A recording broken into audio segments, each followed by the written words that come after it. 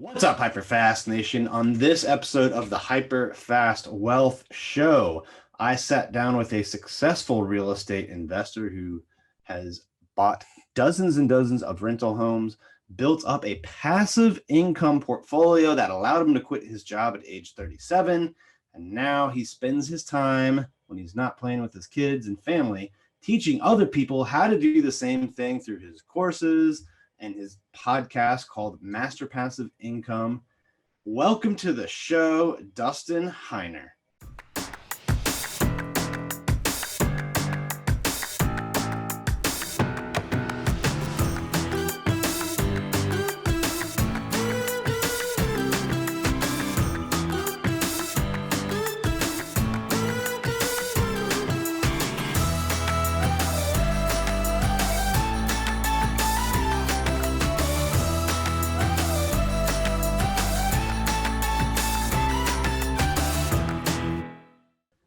All right, welcome to the show today, Dustin. How are you doing?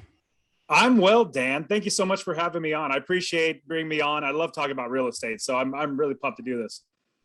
Yeah, I am too. And I know you've built up an amazing passive income. I almost want to say like lifestyle, right? Because I see Yeah. pictures of the family in the back, things that you do for fun, and I think that's really the importance of what we're talking about today is not just the money, that's good, but just getting your time back, because that's really a resource that we only have so much of it. And before we get into that, why don't you tell people a little about who you are and your journey to where you are right now?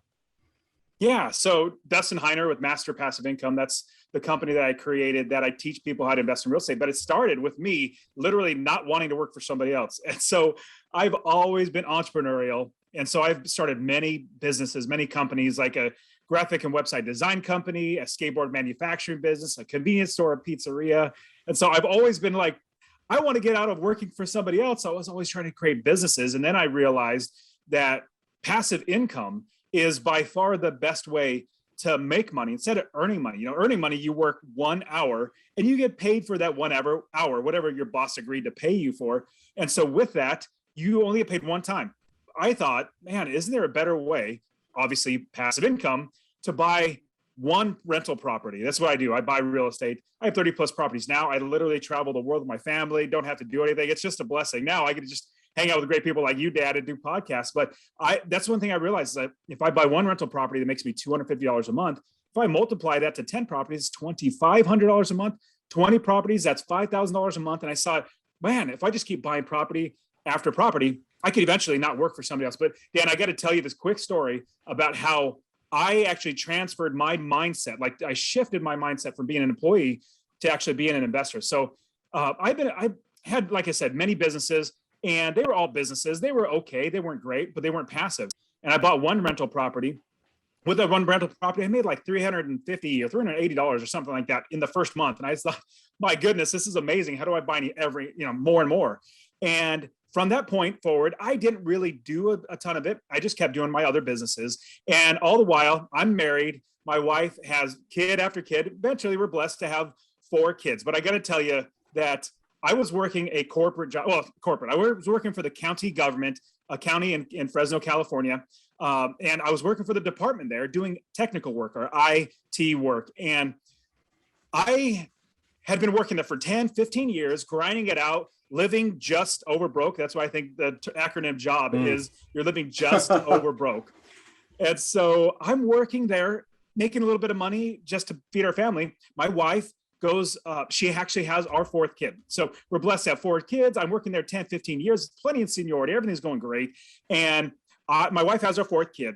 And I go on to paternity leave. That's where the dad stays home with the mom for a week or two to bond with the baby, help with the mom and everything like that. And so from there, I come back to work. And the week I'm back to work, everything's going fine. And I get a call from my boss's secretary, like the top dog. And she says, Dustin, would you please come to the boss's office? And I said, sure. And then I hung up the phone. And then I sat there and I paused for a second. I thought to myself, why would they be calling me to the office right now? This is not normal. And then I started thinking back to before I went on paternity leave. there was like maybe a month or two before, some rumors or rumblings that there could potentially be layoffs because the department was running out of money or didn't have the money. There's cutbacks and everything. I said, no, that I immediately dismissed that. That can't be me. I have so much seniority. There's plenty of other people that would lay off before me. I'm totally fine. So I get up and I walk down the hallway to my boss's office. Now, this hallway isn't very long, but every single step that I take, it feels like the hallway gets longer and longer and longer. And my feet feel like they're lead bricks. Like I could barely move them because I start to think about my family, my fourth kid that my wife just had, and the rest of my kids, obviously. And if I get laid off, what's going to happen to them? And as I'm walking, the weight of the world keeps hitting on my shoulders. And I turn the corner to my boss's area, his office, and his door is closed. And his secretary looks at me. She's really sweet, really nice lady. And sheepishly, she looks at me and says, Dustin, would you please have a seat? And I say, sure. And I sit down, and she's consoling me with her eyes, very, very patient, very, very kind, because she knows everything that's going on. I know nothing about what's going on. And as I'm sitting there, I'm thinking about my four kids. And I'm also realizing that all these years of working this, I guess, 9-to-5 corporate, trying to build a career here, if I get laid off right now, all that is literally for a waste. Like it's all for nothing. And then I started thinking about, oh my goodness, if I lose my job, I'm not gonna be able to provide food for my family, put a roof over their heads. And so with that, I started thinking, what does that make me as a father? Am I a failure as a father? Am I a failure as a husband, as a man providing for his family? And so I'm sitting there, my forehead gets all sweaty, my hands get all clammy because I just am so nervous and worried about everything. And the door to my boss's office opens up. And out walks a lady with a piece of paper in her hand, one of my coworkers, and she's noticeably distraught, noticeably upset. She's not necessarily crying, but you can tell her world has absolutely been rocked. And she walks by me, and my boss brings me into his office. And I actually get laid off. And remember, this is the government. Nobody gets fired or laid off from the government, but I did. And so I get my layoff notice and I walk back to my desk and I sit down, and I have 2 weeks and 2 more weeks before I actually get laid off. I sit at my desk and I realize 2 things. The first thing I realize is I need to get another job. I need to figure out a way to make money to provide for my family. All my businesses weren't making money. In fact, I probably closed them down by this time because I was like, okay, I got a career now.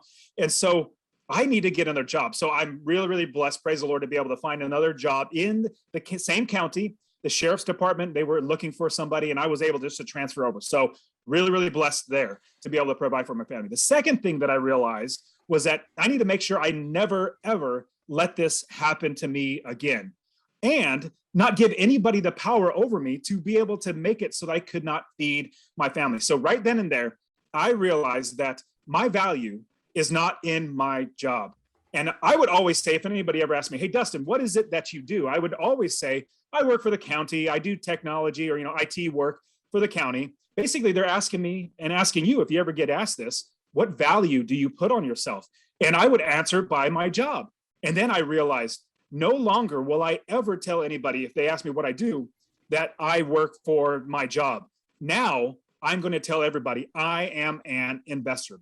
Because I had one property, I knew how awesome it was. I need to make sure that I do this because this is a way that's going to change my life. And so every time I got that question, ever again, I would say, I am an investor. Now, it may so happen that my 100% of my money comes from my job, but that's my part-time job. My full-time value is in being an investor. And I'll round out the story to share. I went to work for the sheriff's department, kept buying property after property, year after year, buying, building, just building and building, buying more properties. After 30 plus properties, I realized, my goodness, I don't need to work anymore. Like I'm making $75,000 a year here, but I'm losing money working here. If I work for myself, I get paid for the value that I bring. And so I said, it's time to quit. And I'll quickly round out to say, everybody listening to this and watching this on YouTube, if you actually realize the value that you have is so much more than anybody can ever pay you, you will actually become and be paid for what your value is. And I'll tell you a reason why you're worth more than anybody can ever pay you. Number one, your boss is only paying you enough to keep you working without quitting, but then at the same time, not so much that's taking money out of their pocket. So your value is worth so much more. And I'll tell you this, Dan, if you remember that story where I walked in my boss's office, walking down the hallway, it was a horrible walk. I worked in downtown Fresno, and it's about a 1.5 mile walk to get to my car. The day I walked into my boss's office, gave him my 2 weeks notice and said, boss, I'm done. He says, Dustin, what are you going to do? Like, this is just crazy. I said, well, I have real estate. I literally don't need to do anything. And that last walk that I took to my car, even though it was a mile and a half, because I didn't want to pay for parking, mile and a half walk, I've done it 1,000 times. I felt like I was walking on clouds. It was the best walk I've ever taken. I looked back and said, I will never, ever have a job again. I was 37 years old. I said, I'm never going to need a job again. So everybody listen to this. You need to realize your value is so much more than anybody could ever pay you. How many properties did you have at that time, or how long did it take to build up to that? So I had 19 properties when I decided it was time to quit, and I was planning my entire, retirement. So I had 19 properties, and I knew I want to keep buying properties after that. So here's actually a really funny thing. So I had 19 properties, probably making me a profit, net profit, not just gross, but net profit of like maybe $6,000 to $7,000 a month, which most likely everybody can quit their job with $6,000 to $7,000 a month. And so from there, I was doing a refinance, a commercial bundle loan over 4 different properties. And so I had to stay working another 4 or 5 months, even though I didn't want to, because banks don't like it when you quit your job in the middle of a refinance. So I got that done, refinanced, bought more properties. Now I have 30 plus properties. And so, yeah, literally all I do is just have fun talking to great people like you. What would you say to people out there that, are in that job and they want to start building what you've created, but they don't have money? How do they get there? How do you buy that first deal, especially if you're not starting with much? Yeah. So when I first bought my first property, my wife and I had very, very little money. In fact, I didn't have any money, like literally no money. I wasn't taught to save. I was taught to not go in debt, which was good, but I was never taught to save. So I was just living just over broke. And so my wife, she had a little bit of money. When we got married, she brought over like, I don't know, $10,000 or $15,000. And I eventually used that money to buy our first property. So I didn't start with very, very much. I know $15,000 is a lot of money. So we need to realize that. Now, if somebody were to come to me, actually, I get this all the time. Hey, Dustin, I don't have any money and I want to start investing. I said, well, this is what I tell them. In fact, before I tell you what I tell them, this is what's interesting.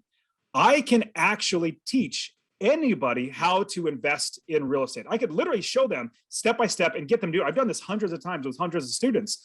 I can do that. But what I can't do is get them over that mental shift in their brain where I made the decision. My value is I am an investor. I'm saying I'm going to do this. That shift in people's brain, that's the very, very first step, because it's been done hundreds of thousands of times, not just by me or my students, but like everybody. Like there's so many people that invest in real estate. So it's not something that's absolutely crazy. And so it's been done before. So you realize this is the first step. Realize that you can do it. The second thing, after you realize that you can do it, is getting the education or getting the understanding of how to do it right. Because I'll tell you, there's so many people that have lost, like in 2008, where the market crashed. There's so many people, like countless stories of people going bankrupt who said they, in quote unquote, invested in real estate. I started buying properties in 2006.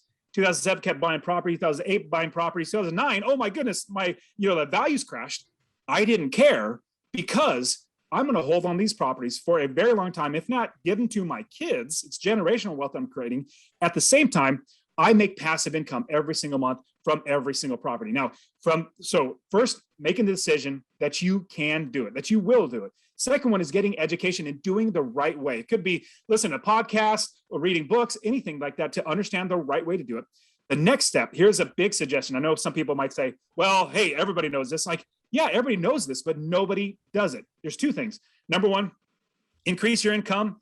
And number 2, cut your expenses. You need more money to start saving. You need to basically save money to invest. And people might say, well, Dustin, can't we just buy with low and no money down? I'm like, yes, you can, but it is so hard if you've never, ever done it before. I'll give you an example.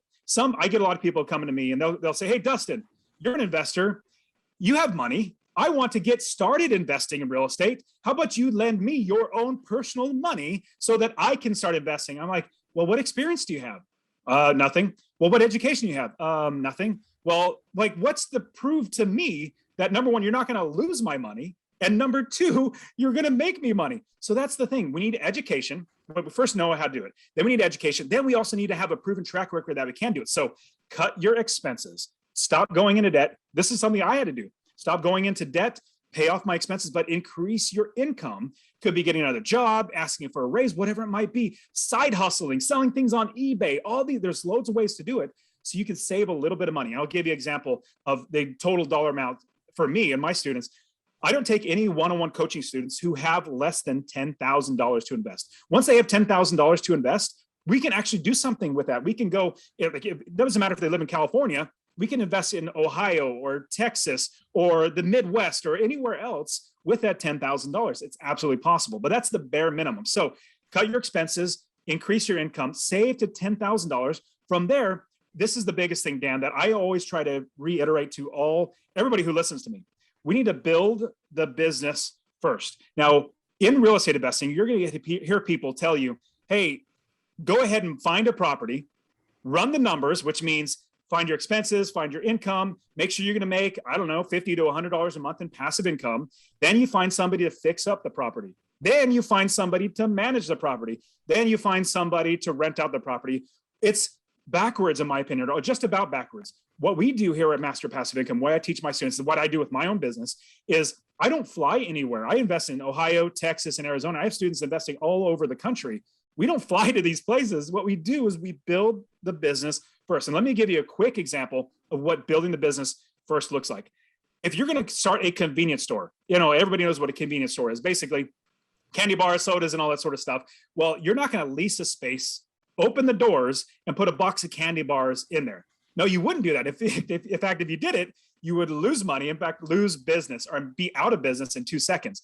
No, what you would do instead is you'd build the business first. You get the gondolas, the shelving units, that's what they're called, the countertops, the cold storage, the fountain machines, bank accounts, cash registers, employees. You're going to get everything set up in the business first before you buy any inventory. Same thing with your real estate investing business. You're going to find the property managers, the contractors, the realtors, wholesalers, plumbers, roofers, inspectors, insurance agents. You're going to do all this first before you buy any inventory. Your property that you buy is not your business. Your property is a piece of inventory that you put into your business once you have the business built. So, but quickly go over it one more time. So number one, realize that you can do it. Second thing is get education. Third thing is cut your expenses, increase your income. Fourth thing is build the business first, because when you build the business first, you're going to have experts who are literally there on the ground, realtors, property managers. Like Zillow is not the expert. They just take a bunch of data and put it together for you. Any database or any website, that's not the expert. The person on the ground, like the realtor on the ground, finding the properties, the property manager on the ground, making sure that they're going to be good properties for you to buy. They're the experts. And that's the step-by-step process to then buy your first property. Where are you investing with 10,000 or your students? Like how, let's just walk through like an example of one of those, just so people listening can get an idea of what is possible if they can, learn to accumulate $10,000. Absolutely. So if you think of the West Coast and East Coast, like the coastal lines, that's going to be very, very hard to do. In fact, anywhere in California, you're probably going to be very, very hard to do that. So with $10,000, what my students do is we look, actually, the Midwest is very terrific area for investing. And even in the Carolinas and in Florida, like there's some really, really good homes that people want to live in. I'll give you an example. I had one student, I'll give you a specific city. It was Akron, Ohio. She literally started, she just had barely over $10,000 to invest. And in Akron, Ohio, I helped her to find a decent property. She used the $10,000 as a down payment. I think the house itself was probably like about $45,000 total, and it rents for maybe $700. And so that passive income she's using that down payment to buy the house. Let me just stop you there real quick. Go ahead. People listening, because you kind of went over those numbers quickly, but if you're bringing in $700 a month in rental income on a $45,000 purchase, that's a really good mark. Like a lot of people talk about the 1% rule, right? That you want 1% of your purchase price in your monthly gross income. 1% would be $450, and on the East Coast, West Coast, it's really hard to find a deal that gets you Very close to hard. 1%, right? And you're almost at 2% on that number. Mm-hmm. So Yeah. anyway, I'll let you get back to it. But. No, yeah. Anytime I get a little, because this is so exciting to me. It's so great sharing this stuff. If I skip over something, please let me know. And so what we did was, so I think the house was originally, because I was coaching her one-on-one, they were probably originally asking close to like 70,000. So it's getting closer to that 1% rule. But I know the area, as well as we have experts in the area that can give us understanding on how to negotiate. So we knew how much it's going to cost to fix up. We knew what the actual value was. And we knew as an investor, how much we need to make sure we're making passive income. So we offered lower and eventually settled like 45, 48,000, something like that. And we capture that equity. As an investor, we don't pay full price, market price. No, we buy it so we make passive income, number one, but we also capture equity. So if it's worth 70,000, she literally pocketed, what's that? $25,000 in equity that she could then cash out and refinance, which whole nother story, like we can get into that later. But what we did was we took that money as a down payment. Now the trick was to find a bank that would lend that low. That's hard. She, as an investor, figured out how to do that. It's a problem solving thing. There's plenty of mortgage brokers out there, plenty of banks out there. She called mortgage broker after mortgage broker, bank after bank, eventually found somebody that the minimum was $30,000. That is the minimum amount to invest. So it was perfect for her. Utilized that, bought the property, everything worked out really, really well. Now, here's the thing that if you're investing in real estate, because Dan, you talked about the 1% rule, what it really comes down to in this business is addition and subtraction. And if you want to quit your job, it's a little bit of multiplication. Very, very simple. I'll give you an example. So what you do, and I love the best about this business, your expenses are usually fairly fixed. They're fairly fixed, which means they don't go up. They don't skyrocket it. They don't drop. You don't have to buy inventory, all that sort of stuff. Your properties in your inventory. Once you buy it one time, your expenses are very similar. So you add up all your expenses, taxes, insurance, property manager, rehab, vacancy factor, capital expenses, all that's, big repairs. You add all those up, and that is your expenses. And then you don't go to Zillow and say, Zillow, how much can I rent it for? No, you don't do that. You go to your property manager. Your property manager, you say, property manager, here's this house I want to buy. How much can I rent it for? Let me give you an example. Like this one house, let's say, I believe it was somewhere around $450 a month. That was total, maybe closer to $500. That was the total amount of expenses from her mortgage, taxes, insurance, property manager. And then it was renting for like $700 or $750 a month. So you add up all your expenses, figure out how much your rent is. And that difference there is your passive income. And then so you add up and you subtract. And then when I said a little bit of multiplication, if you want to quit your job, if you want to have, the lifestyle like you talked about at the beginning, Dan, where you can do whatever you want, whenever you want, you just multiply that out. So one property making you $250 at a minimum. I have some properties making me $800 because over the years that rent just keeps going up, and I bought them better, so the rents were higher. So if you at the minimum bought one house that made you $250 a month in passive income, 10 properties, before I get there, in 1 year, that's $3,000 extra income going into your pocket without you working. $250 is $300 a month. A year. $3,000 a year. If you had 10 properties, that's $2,500 a month in passive income. That's $30,000 a year without working. 20 properties is $5,000 a month. That's $60,000 a year without working. I almost guarantee just about every single person, once you get to $5,000 a month, you'll be like, man, that's looking like I could quit my job right about now. And so that's the multiplication. You just multiply it out, and then you buy property after property. Remember, this is a business. We have our business, and the inventory is our properties that we put into the business. That's how we can scale it so fast, is we just figure out how to fund it, getting financing for it. And we already have people that are managing the properties, fixing up the properties. They already have a way to get tenants in there. So that's the best way to do it. That's how my students start investing in real estate.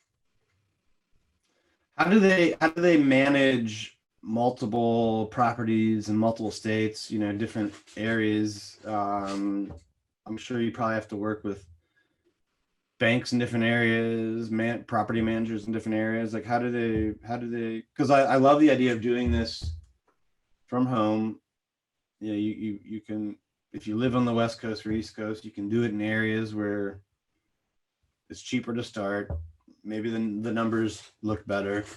So I think a lot of these East Coast, West Coast cities, you can't get these 1% deals. And I'm not saying you should really go by that rule.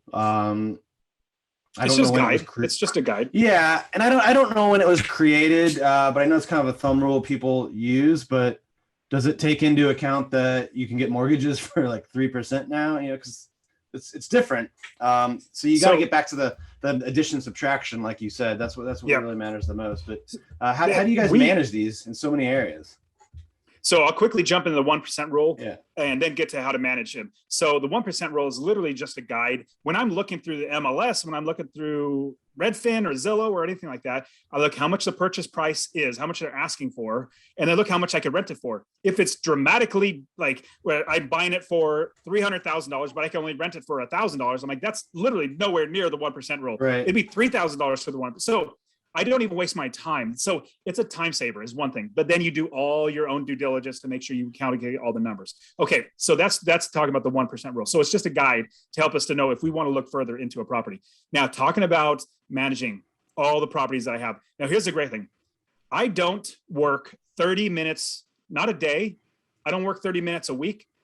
I barely work maybe 30 minutes a month on all of my properties. And that is because I have my property managers. They send me the statements. I make sure everything looks good.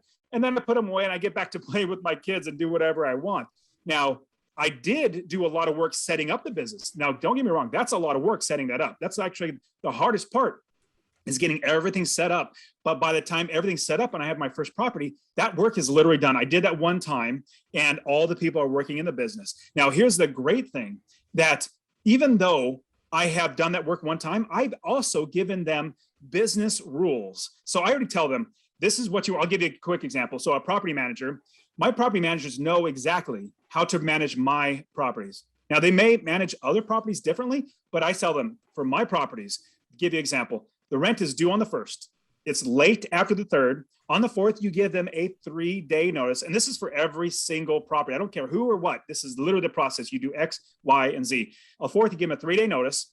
Once that 3-day notice is up, you literally start the eviction process. It's just like clockwork. And I'll give you an example, like we're running a business. That's what we're doing. Same thing if you do this with your mortgage. If you buy a house and you don't make your payment to your mortgage company, they literally have, okay, then this starts. If you don't make your payment, then this starts if you don't pay the late fee and pay the payment. And then this starts. And then eventually it's literally a foreclosure. It's a clockwork. Same thing when you run your business. We give everybody in our business the rules and the boundaries to play in, and they run with that. So we have all that set up. Now, here's also one really super amazing thing about all this. People might say, well, Dustin, how do we make sure that we can pay for a property manager? Like, that's a lot of money. Well, what's great is I don't pay my taxes. I don't pay my insurance. I don't pay my mortgage. I don't pay my property manager. I don't pay for, unclogging the toilet. I don't pay for any of that stuff. My tenants pay for every bit of that because I calculate everything out of the numbers before I buy the property. So I know without a shadow of a doubt what the expenses are going to be and what the income's going to be. So it so happens that obviously the tenants pay me the money, meaning it goes in my pocket and I pay it out, but it's not me working to then pay somebody else. All the tenants do that. So in automating the business and setting up the business first, you are absolutely going to be able to literally just have an automatic business. It's absolutely amazing. Wow. Yeah, I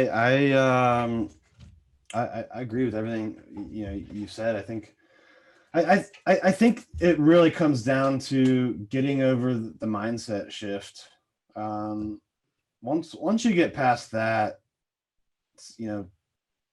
all these other details are I don't want to say simple to figure out, but they're actually, Dan, definitely things you're you not can far do. off. Yeah, you're not far off. I mean, this isn't easy. If it was easy, everybody would do it, but it's literally simple. It's literally step by step. Like if you just do X, Y, and Z, build the business first, find the right people, hire the right people. That's a big key. My first property manager, because I didn't know what I was doing back in 2006, started stealing from me within like 4 to 6 months. And so I did it wrong. Now I've since figured out how to hire the right people, but it's simple. There's a step 1, 2, 3, 4, 5, all the way to the end to where you get your first property. Once that's done, it's done. It's working for you. Like I said, it's not easy, but it's simple. Where are you looking now for properties? Where are you finding good deals? And with everything that's happened over the last year and a half, where do you think this is going to go in the future for you? Yeah, so the Midwest is great. I'll say it again. Midwest is great. Indiana, Kentucky, Tennessee, like these are really, really good areas. But I will say this: I never invest for appreciation. I don't care about appreciation. Now it's great if and when I sell a property. That's again, if I sell the property. Usually I'll just give it to my kids. And so what I'm looking at now, the properties I bought in 2006, I bought it when the market was going up, 2006, 2007, going up, up, up. And then the market crashed. Well, my values dropped, but I didn't care. I was literally making $250 a month in passive income from every single one of those properties. And now from 2006, some of those properties are double the rent from when I first bought it. And the value is now double what it was when I bought it. Even though it went down, now it's back up and now it's just tremendously higher. And so when I invest, I look solely for passive income, a minimum. Again, I'll give you a big reason why it's a minimum of $250. If you only get $100 a month in passive income, in 1 year, that's only $1,200. Now, if you're living on that, that's a good amount of money. But what if you have one furnace break and it was more than how much you have saved up for repairs? Well, that's going to eat into your passive income of $1,200. How are you going to feed your family if all that's taken up? Like one furnace could be $1,500 at worst. And so that's going to eat up all your passive income. But with $250 as your minimum, remember, this is your minimum, we make $3,000 a month in passive income. That's a huge buffer if we have any bad things to also be able to pay for our family and expenses and everything. Well, and then if that's what you go in at, right, at those levels, like what will it be in 5 years, 10 years, right? Like, because the rents are going to keep going up, but most of your costs are fixed. 100%. Yes. Where are you on like per door on a property that's 5 or 10 years old, or even some of those first ones? What are those at? Are you talking about rent amounts? Just on the cash flow per if it's a got it. Like if you're buying them at 250, right? What are your older properties bringing in?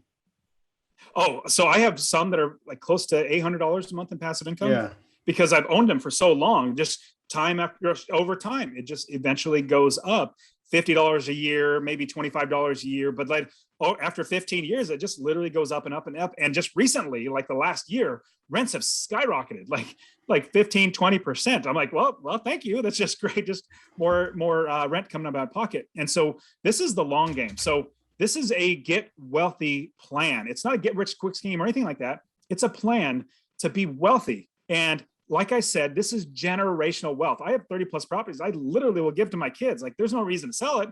I make more and more money. I might as well just give to my kids. And I'm teaching them the same thing I'm teaching everybody here, exactly how to do the same business so that they will be set up just like I am.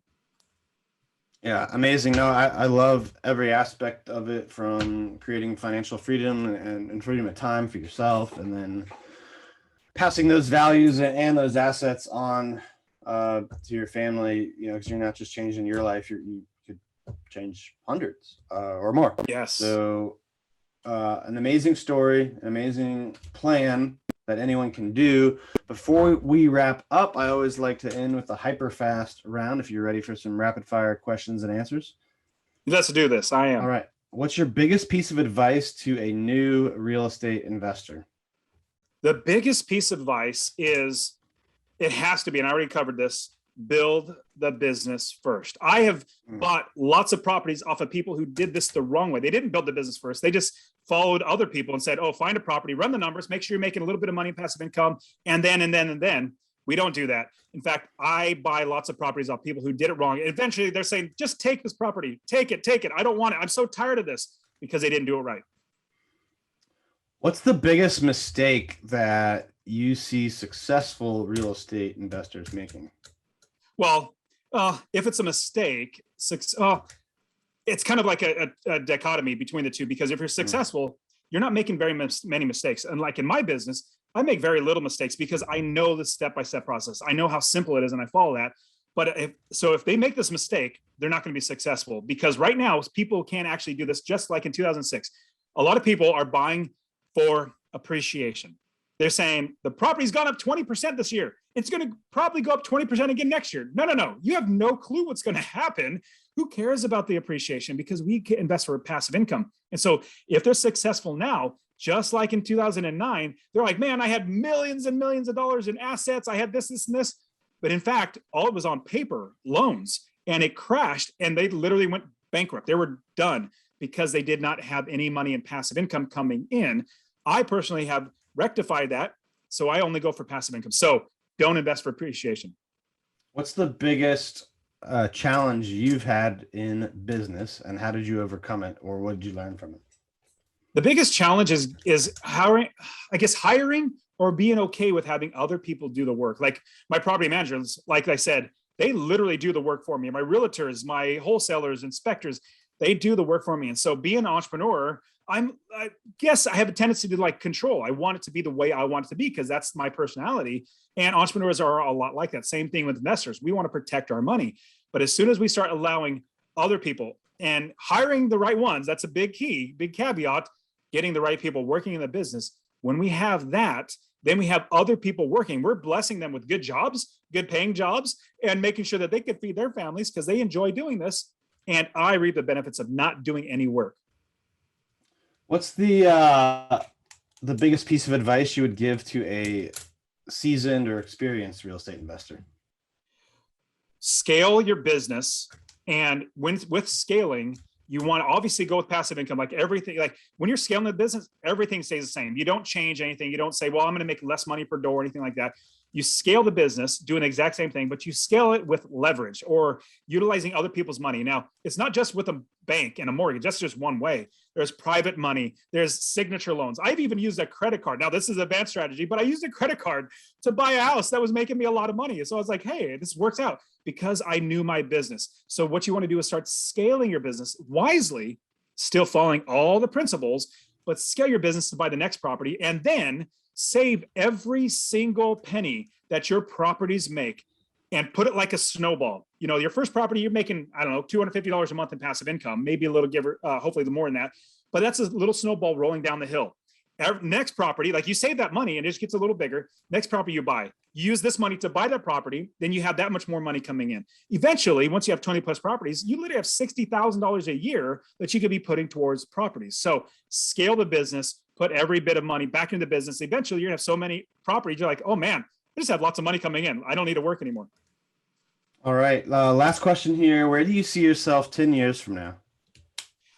I see myself probably still in Arizona, hanging out with my kids. Lord willing, having grandkids by then. My oldest is 13. Oh, I don't want to even think about that. But I like monopoly, starting small, working up to where you're buying apartment complexes. So I've already bought multiple multifamilies. So eventually be getting to like 50, 60, 100 unit apartment complexes, but I still love my single family, my 4 units and stuff like that. Still love all that. So to eventually be into getting syndication, but also because I'm an investor too, I also realize that my money is valuable too. I can give this to somebody who knows what they're doing with this 200 unit apartment complex, give it to them, have them run it. Obviously I'd make sure everything's going right, overseeing it in a sense where I'm watching everything and I'm accounting for everything, but letting my money work for me. So that's probably where I see myself in 10 years. All right, Dustin, this has been amazing. I love your story and what you're teaching to other people. If our listeners want to learn more about what you do or your coaching, or they just want to connect with you, what are some of the best ways they can do that? Absolutely. Hey, so I have a free course that I can give to everybody. Would you mind if I share that with everybody? Yeah, go ahead. Awesome. So I have a real estate investing course absolutely for free. I want to give it to you because I just want to show people that it's absolutely possible. If you go to masterpassiveincome.com/free course, it's all one word, /free course. I will give you my real estate investing course showing you how to find an area, brand new area of the country to invest anywhere, build the business first, scale the business, make sure you're making enough money every single month, be able to quit your job. You can even text the word rental, RENTAL, to 33777. Rental to 33777. I'll get that to you. But I also have my podcast, Master Passive Income Podcast, where this is literally just me. I really just teach real estate because, like I said, I can teach anybody how to do it. But I need to have this podcast to help people realize that they can do it. So Master Passive Income Podcast. I have my YouTube channel where I just have loads and loads of videos teaching how to do this stuff. So you can find me all those ways. But get my real estate investing course. That's the best way to see if this is the right you want to go. All right, and that was masterpassiveincome.com/free course. So make sure you check that out. Connect with Dustin. Thank you so much for being on the show and all the value you added to all of our listeners and viewers out there. Thank you so much. And please do me a favor, leave us some feedback. Tell us what you liked and what you didn't. And if you got good value out of this, which you should have, please share it with someone else. Thank you so much. We'll see you next time. Thank you for tuning in to this episode of the HyperFast Show. Subscribe to us if you want to make sure you get the latest and greatest HyperFast shows. And remember, we love reviews. Reviews help us bring better and better guests and improve our shows. So give us the good, the bad, and the ugly. We hope you enjoyed the show, and we will see you next time.